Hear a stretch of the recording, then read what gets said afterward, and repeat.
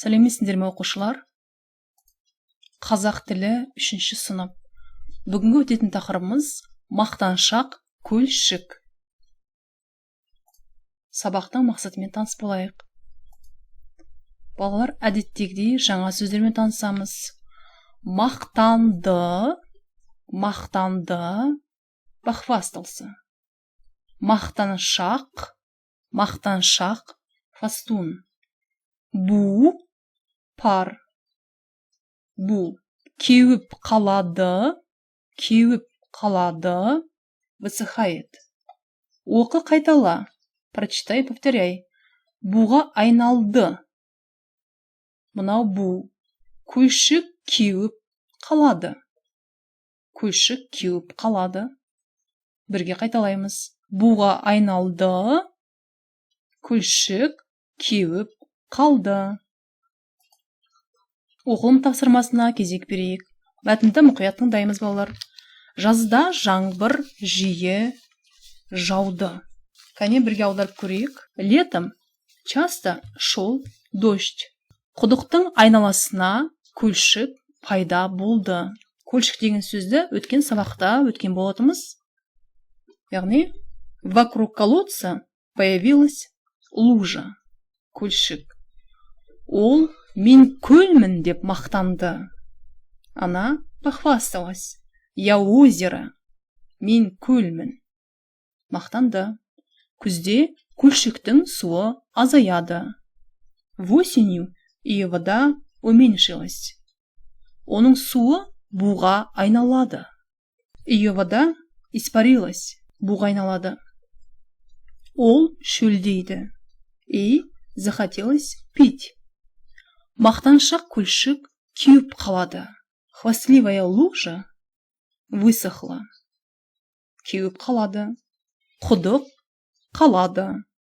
Остался только колодец. Жалпы енді балалар, өзімізді тексерейік. Өзіңді тексер, проверь себя. Мәтін не туралы екен? Мәтін, текст. Мәтін жалпы көлшік туралы. Мақтаншақ көлшік туралы. Жазда не жауады? Жазда жаңбыр жиі жауады. Қане балалар, ойланайық. Көлшік неге кеуіп қалады? Өйткені күзде көлшіктің суы азаяды. Көлшіктің суы буға айналады.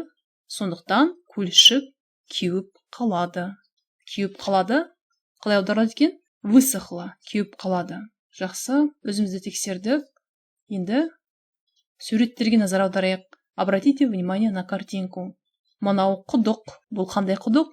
Терең құдық. Мынау көлшік. Қандай көлшік? Какая лужа? Мақтаншақ көлшік. Составляем предложение. Құдықтың суы терең. Құдықтың суы тұщы. Тұщы су. Пресная вода. Мынау көлшік. Көлшіктің суы буға айналады. Көлшік өте мақтаншақ.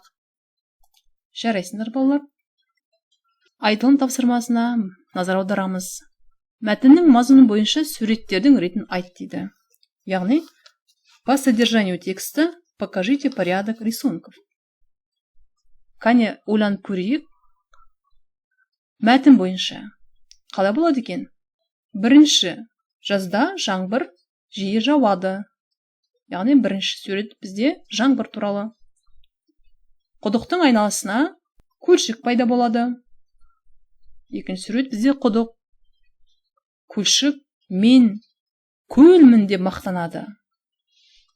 Яғни, үшінші көлшіктің суретін қоямыз. Алайда көлшіктің суы не істейді? Буға айналады. Төртінші сурет бізде бу. Ең соңында көлшіктің суы кеуіп қалады. Яғни, мақтаншақ көлшік кеуіп қалады. Хвастливая лужа высохла. Жарайсыңдар, балалар, түсінікті деген ойдамын.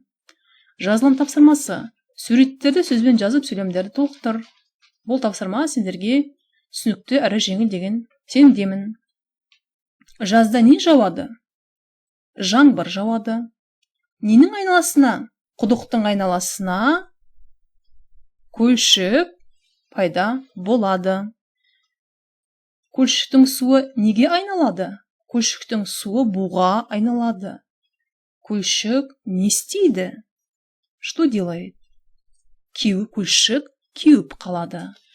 Жаңа сөздер қайталаймыз. Повторяем новые слова. Кеуіп қалады. Высыхает, высохло. Бу – пар. Жаңбыр – дождь. Құдық – колодец. Жарайсыңдар, балалар. Сұрақтарға жауап беріп, диалог құрыңдар. Жазда не жауды? Құдықтың айналасына не пайда болды? Жазда жаңбыр жауды. Құдықтың айналасына көлшік пайда болды. Көлшік неден пайда болды? Көлшік қандай? Көлшіктің мақтаншақ екенін қалай білдің? Күзде көлшіктің суына не болды? Соңында көлшіктің суы кеуіп қалды. Сонымен бүгінгі мақтаншақ көлшік тақырыбын тәмамдаймыз. Бұл үлгісі образец жазда жаңбыр жауады. Сонымен сабағымыз аяқталды. Сау болыңдар, балалар. Жаңа сөздерді қайталаймыз. Жазылым тапсырмасын мұқият орындаңдар.